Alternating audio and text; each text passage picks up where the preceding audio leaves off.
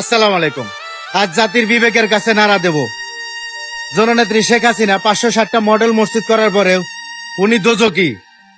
জামাত ইসলাম 1971-এর সময় হাজার হাজার মানুষকে খুন করে মা বোনের ইজ্জত নেওয়াতেও তারা জান্নাতি।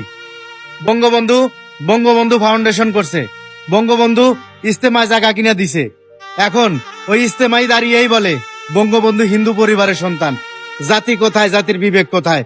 জননেত্রী শেখ হাসিনা গরিব দুঃখীর পাশে দাঁড়াইছে। জননেত্রী শেখ হাসিনা বিধবা কাট করে দিছে। জননেত্রী শেখ হাসিনা ভাতা কাট করে দিছে।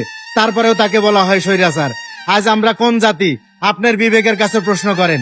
বর্তমান আপনি কি ভালো আছেন? আমার জননেত্রী, আমার বঙ্গবন্ধু বাংলাদেশকে যেভাবে আগলে রেখেছিল, আজ কি সেই জায়গায় আছে?